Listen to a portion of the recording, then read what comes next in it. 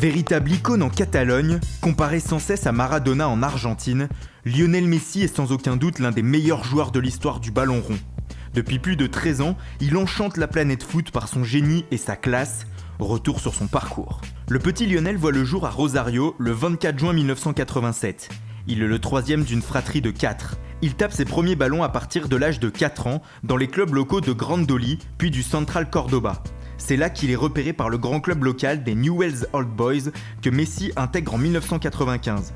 2 ans plus tard, alors que le jeune Léo parfait son apprentissage, un problème de croissance lui est détecté. Il commence alors un traitement à base d'hormones qui doit lui permettre de mesurer plus d'1,50 m à l'âge adulte. Cependant, le traitement est cher, plus de 1 000 $ par mois, et la famille ne peut pas supporter ce coût sur plusieurs années.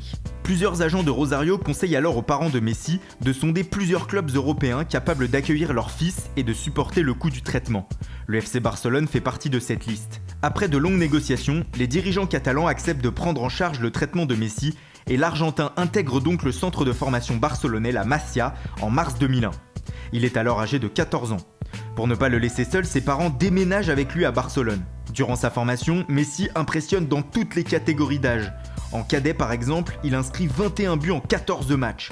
Le 16 novembre 2003, il est convoqué en équipe première pour un match amical à Porto. Il a alors 16 ans. Lors de cette même saison 2003-2004, l'Argentin est surclassé en équipe réserve où il marque 10 fois en 5 matchs.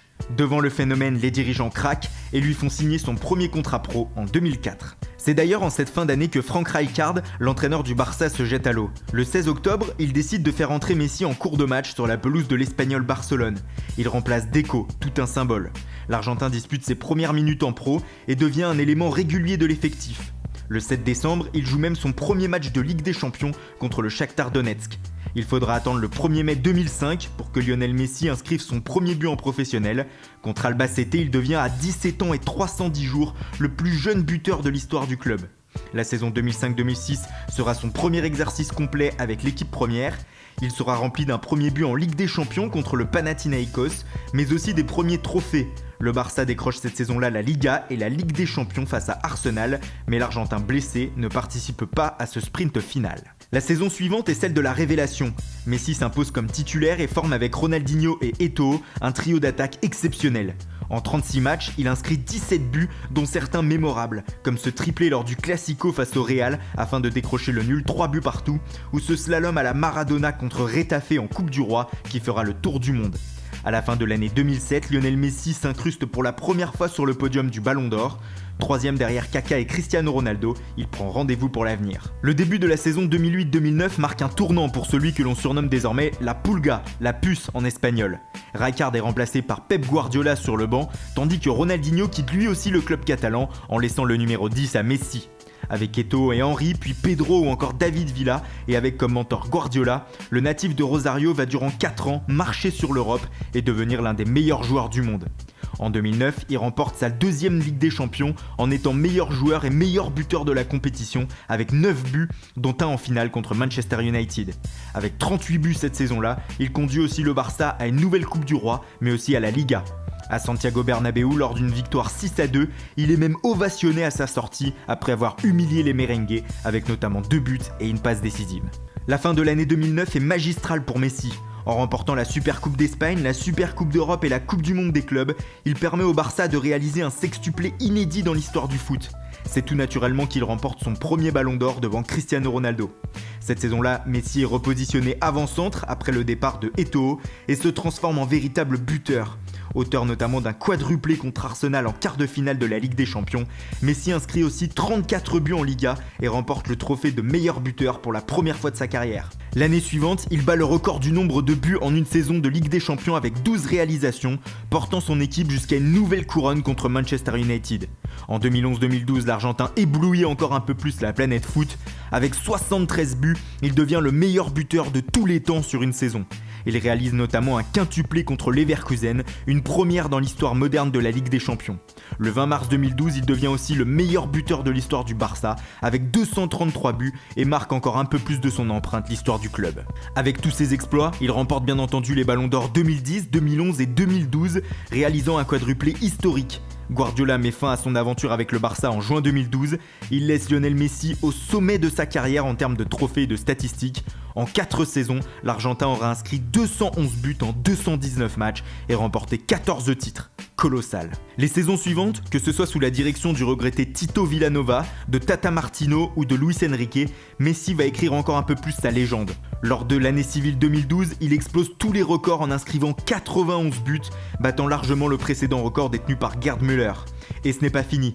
En 2012-2013, il marque 60 fois avec le Barça, 41 fois en 2013-2014, encore 58 fois en 2014-2015 et avec 10 buts en Ligue des Champions participe grandement à soulever la coupe aux grandes oreilles pour la 4e fois.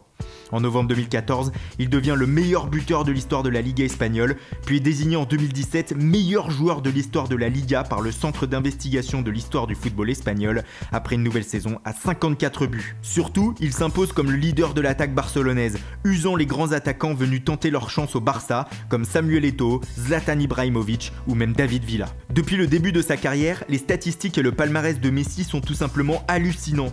En Liga, il en est à 360 buts en 389 matchs et est le meilleur buteur de l'histoire du championnat.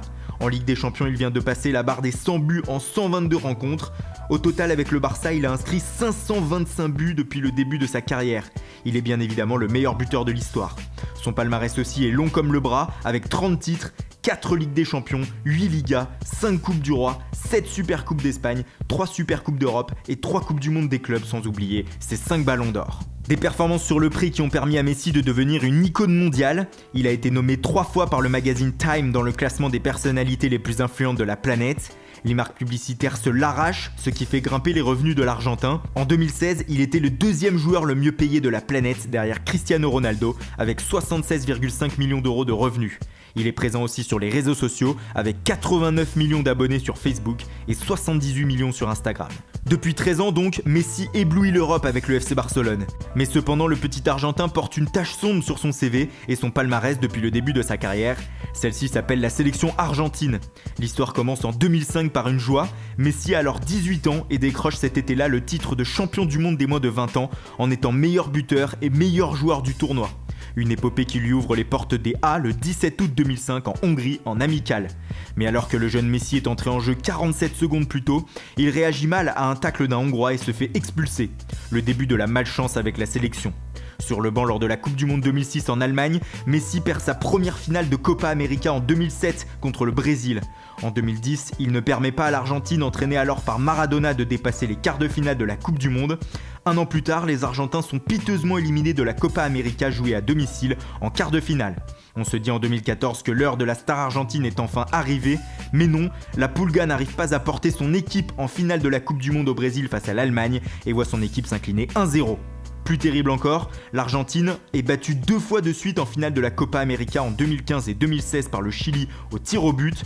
C'en est trop pour Messi qui annonce sa retraite internationale avant de se raviser quelques semaines plus tard. Celui que l'Argentine voyait comme le nouveau Maradona reste néanmoins le meilleur buteur de la sélection avec 62 buts. Il est également champion olympique, un titre acquis en 2008 à Pékin. Depuis, la Pulga a qualifié à lui seul son pays pour la Coupe du Monde en Russie. Le mois de juillet prochain sera-t-il enfin le moment du sacre pour Léo? Il pourrait en tout cas définitivement devenir le plus grand joueur de tous les temps, même si pour certains, il l'est déjà. Et n'oubliez pas, vous pouvez revoir nos précédents portraits grâce à la playlist de Foot Mercato.